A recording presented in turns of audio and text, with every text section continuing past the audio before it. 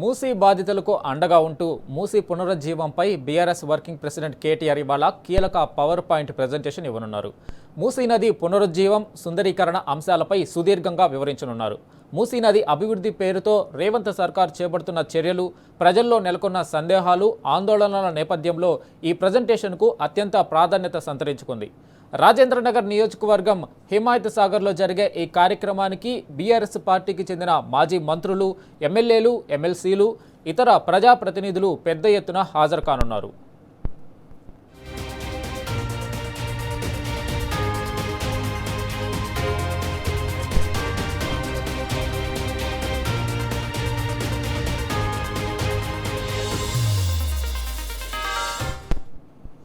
BRS ప్రభుత్వం అధికారంలో ఉన్న సమయంలో మూసీ నది ప్రక్షాళన, అభివృద్ధి, సుందరీకరణ కోసం రూపొందించిన ప్రణాళికలు, చేపట్టిన పనులు, భవిష్యత్తు కార్యాచరణపై కేటీఆర్ గణాంకాలతో సహా వివరించనున్నారు.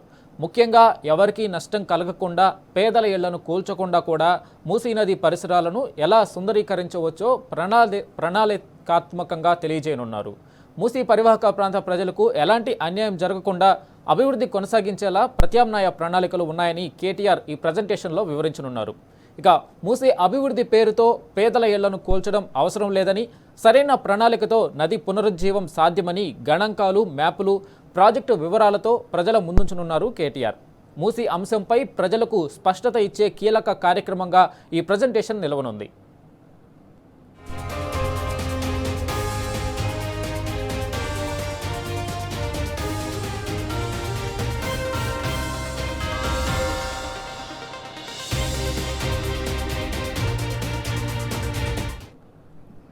ఇటీవల మూసీ పరివాహక ప్రాంతాల్లో ఇళ్లు కోల్పోతామనే భయంతో ఆందోళన చెందుతున్న బాధితులకు కేటీఆర్ ఇప్పటికే అండగా నిలిచారు.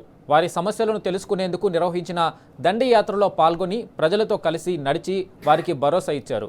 అదేవిధంగా నాగోల్ ప్రాంతంలో బీఆర్ఎస్ ప్రభుత్వ హయాంలో చేపట్టిన మూసీ సుందరీకరణ పనులను కూడా ప్రత్యక్షంగా సందర్శించి అక్కడ జరిగిన అభివృద్ధిని పరిశీలించారు.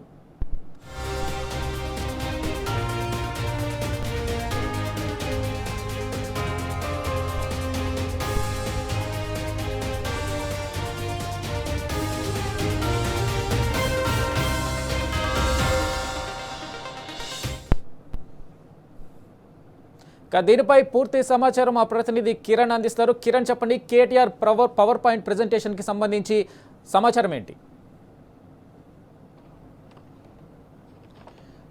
రాష్ట్ర ప్రభుత్వం తీసుకుంటున్నటువంటి మూసీ సుందరీకరణ, మూసీ పునరుజ్జీవం, మూసీ ప్రక్షాళన, ఈ పేర్లు ఏవైనప్పటికీ పేదల ఇండ్లపైన పడుతున్నటువంటి పరిస్థితులు మనకు కనిపిస్తూ ఉన్నాయి. ఇటీవల కాలంలో గత దాదాపు రెండు నెలల నుంచి కూడా ఈ ప్రాజెక్టుకు సంబంధించినటువంటి అంశంలో పూర్తిగా ఎఫ్టీఎల్ అంటూ, బఫర్ జోన్ అంటూ కూడా కొంత కాలయాపన చేస్తూ నిన్న పవర్ పాయింట్ ప్రజెంటేషన్ ను ఏదో మొక్కుబడిగా ఇచ్చినటువంటి పరిస్థితి కనిపిస్తుంది. అరచేతిలో వైకుంఠం చూపిస్తూ ఆకాశ హర్మ్యాలు కనిపిస్తున్నట్టుగా ఈ ప్రాజెక్టును నిర్మాణం చేపడతాము, దీనికి ఎందుకు అడ్డుపడుతున్నారంటూ కూడా కాంగ్రెస్ ప్రభుత్వం చెప్పింది. అయితే దానికి ధీటుగా వాస్తవానికి దగ్గరగా ఉండే విధంగా బీఆర్ఎస్ పార్టీ ఈరోజు పబ్లిక్ పాయింట్ ప్రెజెంటేషన్ గా మనం చెప్పుకోవచ్చు. ప్రస్తుతం అదే స్పాట్ లో మనం ఉన్నాం. సాయంత్రం 6:30-7 గంటల ప్రాంతంలో ఏదైతే మూసీ సుందరీకరణ పనుల్లో భాగంగా గత ప్రభుత్వం చేపట్టినటువంటి పనులేంటి, ఏ ఒక్క ఇంటిని కూడా టచ్ చేయకుండా, ఏ ఒక్క భూమిని కూడా స్వాధీనం చేసుకోకుండా చేపట్టినటువంటి పనులను చూపెట్టబోతా ఉన్నారు. ఒకవేళ గనక బీఆర్ఎస్ ప్రభుత్వం చేపట్టినటువంటి పనులు ఏవైతే ఉన్నాయో, రాష్ట్ర ప్రభుత్వం, కాంగ్రెస్ ప్రభుత్వం ఇటీవల ఈ కార్యక్రమం ఏదైతే ఉందో పూర్తి స్థాయిలో చేపట్టేటువంటి కార్యక్రమానికి సంబంధించినటువంటి అంశంలో కూడా దీన్ని ఏ విధంగా ముందుకు తీసుకెళ్లొచ్చు, ఏదైతే ఏ ఒక్క ఇంటిని కూడా స్వాధీనం చేసుకోకుండా ఉండేందుకు ఒకవేళ గనక ఈ ప్రాజెక్ట్ ను చేపట్టాలనుకుంటే ఖచ్చితంగా ఉన్న ల్యాండ్ లోనే వాటికి సంబంధించినటువంటి పనులు ఏవైతే ఉన్నాయో, గత ప్రభుత్వం చేపట్టినటువంటి ఎస్ఎన్డిపి వర్క్స్ కావచ్చు, ఏవైతే సివేజ్ ట్రీట్మెంట్ ప్లాంట్లు కావచ్చు, అంతేకాకుండా మూసీ రివర్ ఫ్రంట్, ఇవన్నీ కూడా మూసీకి చుట్టుపక్కల చేపట్టినటువంటి కార్యక్రమాలు. వాటికి సంబంధించి గతంలో ఏ విధంగా ఉంది, తర్వాత పనులు చేపట్టిన తర్వాత ఏ విధంగా ఉండనేది ఒకసారి ఆ స్క్రీన్ మీద మనకు ఆ ఫ్లెక్సీలు ఏవైతే ఉన్నాయో వాటన్నింటినీ కూడా ఏర్పాటు చేసినటువంటి సందర్భం మనకు కనిపిస్తుంది. 6:30-7 గంటల ప్రాంతంలో ఈ కార్యక్రమానికి సంబంధించినటువంటి అంశంలో కూడా పూర్తి స్థాయిలో గత ప్రభుత్వం చేపట్టినటువంటి బీఆర్ఎస్ ప్రభుత్వం చేపట్టినటువంటి కార్యక్రమం ఏదైతే ఉందో పూర్తిగా వరదలు వచ్చినప్పుడు మూసి ఎంత మేర ఇబ్బంది కలిగింది, దాన్ని ఉన్నటువంటి స్థలంలోనే చేపట్టినటువంటి పనులు ఏ విధమైనటువంటి సత్ఫలితాలు ఇచ్చాయి. పూర్తిగా మూసి ప్రక్షాళన కావాలంటే అందులోకి వచ్చేటువంటి మురుగునీరును ఖచ్చితంగా ట్రీట్మెంట్ చేయాల్సి ఉంటుంది. ఆ మురుగునీటిని మళ్ళీ శుద్ధి చేసిన తర్వాత వాడుకునేటువంటి అవకాశం అయితే మనకు ఉంటుంది. మూసీ రివర్ ఫ్రంట్ కు సంబంధించినటువంటి అంశంలో అటు కొత్వాల్ కూడా ఎకో పార్క్ కు సంబంధించినటువంటి ఆ ప్రాంతాల్లో చేపట్టినటువంటి కార్యక్రమం కావచ్చు, ఉప్పల్ బగాయత్ నాగోల్లో ఉన్నటువంటి ఆ రివర్ ఫ్రంట్ ఏదైతే ఉందో శిల్పారామం, మినీ శిల్పారామం ఇటీవల కాలంలో ఆ మూసీ బాధితులతో కలిసి బీఆర్ఎస్ వర్కింగ్ ప్రెసిడెంట్ కేటీఆర్ దాన్ని సందర్శించారు. ఆ ఎస్టీపీని కూడా సందర్శించారు. దాదాపు 32 ఎస్టీపీలను ఇప్పటికే సిద్ధం చేయగా మరొక 10 ఎస్టీపీలు నిర్మాణ దశలో ఉన్నాయి. వాటన్నిటిని కూడా గత ప్రభుత్వం చేపట్టింది. వీటన్నిటిని వాస్తవాలన్నింటినీ కూడా ప్రజల్లోకి తీసుకెళ్లాలంటే హోటల్లో కాదు, ఖచ్చితంగా ప్రజల మధ్యనే. ఎందుకంటే ఆ బాధితులు ఎవరైతే ఉన్నారో వాళ్ళందరి సమక్షంలోనే ఉన్నటువంటి వాస్తవాలన్నింటినీ కూడా చేపట్టాలని ఆలోచనలో భాగంగానే ఇటు power point versus public point people's discussion on మూసీకి సంబంధించినటువంటి ఒక భారీ స్క్రీన్ ను కూడా ఏర్పాటు చేసి వాళ్ళందరూ కూడా వివరించబోతున్నారు. ప్రస్తుతం మనతో మండలి మాజీ చైర్మన్ స్వామి గారు మనతో పట్టినారు. సార్, ఎందుకంటే ఈ ఉన్నటువంటి ప్రాంతాన్నింటినీ కూడా మీరు చాలా దగ్గర నుంచి చూసినటువంటి వ్యక్తుల్లో మీరు ఒకరు. నిన్న ఇచ్చినటువంటి పవర్ పాయింట్ ప్రజెంటేషన్ కు ఈ రోజు పబ్లిక్ పాయింట్ ప్రజెంటేషన్ కు తేడా ఏ విధంగా ఉండబోతుంది? బీఆర్ఎస్ ప్రభుత్వంలో చాలా కీలకంగా ఉన్నారు. ఉద్యమం సమయంలో కూడా మీరు అనేక మార్లు కూడా సిటీలో తిరిగినటువంటి సందర్భాలు కనిపించాయి. ఈ వేరియేషన్ ఎట్లా ఉండబోతుంది? మీరు ఏం చెప్తారు సార్? ఈ పవర్ పాయింట్ ప్రజెంటేషన్ కావచ్చు, పబ్లిక్ పాయింట్ ప్రజెంటేషన్. నిన్నటి రోజున ప్రభుత్వం చేసినటువంటి పవర్ పాయింట్ ప్రజెంటేషన్ ఏదైతే ఉందో అది టోటల్గా బాహుబలి సినిమా ట్రిక్లో చూయించి ఫోటోలు పేపర్లు వేసి రేపు పొద్దున భవిష్యత్తు విధంగా మీద ఉండబోతుందని చెప్పి చూయించడం అనేది అది ఒక సినిమా ట్రిక్స్. నేను ఈరోజు రాష్ట్ర ప్రభుత్వాన్ని సూటిగా అడుగుతా ఉన్నాను.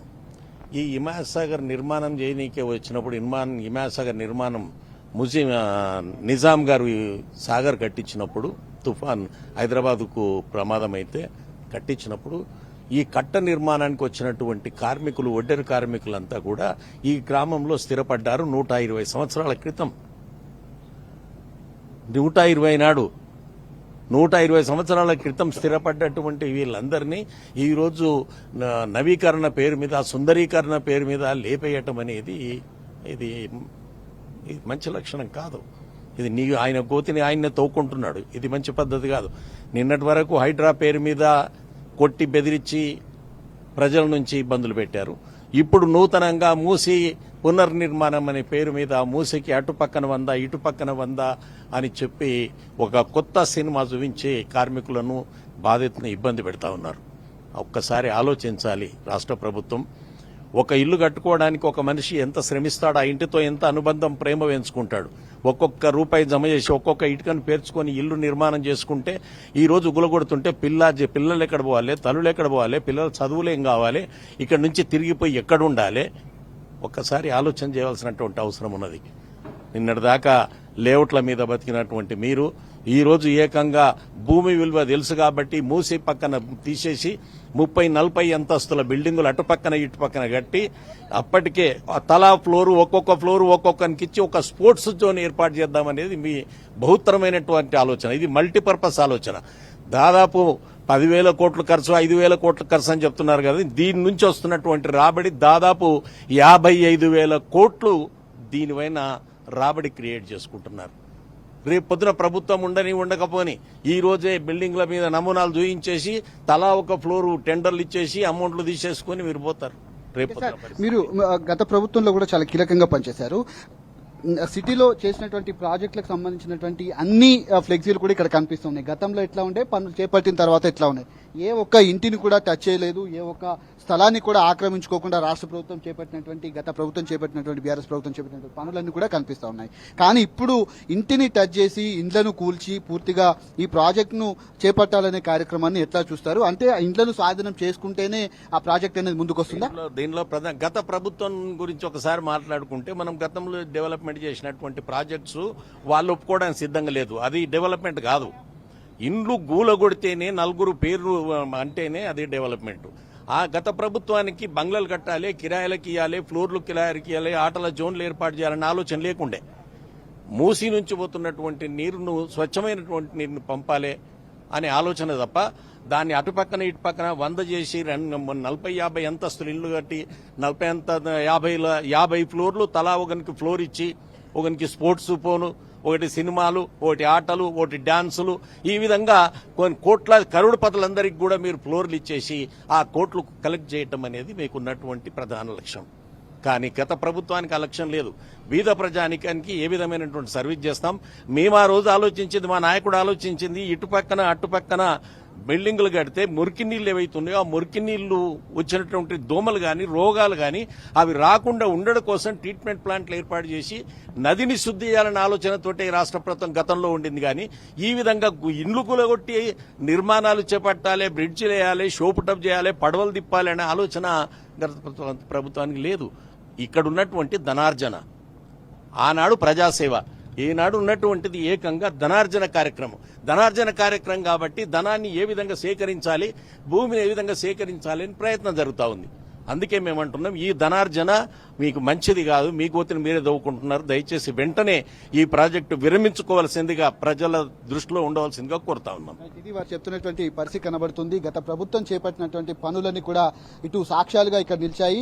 ఖచ్చితంగా రాష్ట్ర ప్రభుత్వం పేదల ఇండ్లు తీసుకుంటేనే వీటన్నిటిని ఏ విధంగా ముందుకు వెళ్తుందనేది కూడా మేము చూస్తా ఉన్నాం. నిన్న ఇచ్చినటువంటి ఆ ప్రాజెక్టు పవర్ పాయింట్ ప్రజెంటేషన్ ఏదైతే ఉందో కేవలం బాహుబలి సినిమాను తలపించే విధంగా ఉందంటూ కూడా తాను సెటైర్లు వేస్తున్నటువంటి సందర్భం అయితే కనిపిస్తుంది. ఖచ్చితంగా వాస్తవాలు ఉన్నటువంటి బాధితులకు, రాష్ట్ర ప్రజలకు తెలియజెప్పేటువంటి కార్యక్రమంలో భాగంగానే ఈరోజు ఒక పబ్లిక్ పాయింట్ ప్రజెంటేషన్ అనేది మరి కాసేపట్లో ప్రారంభం కాబోతోంది.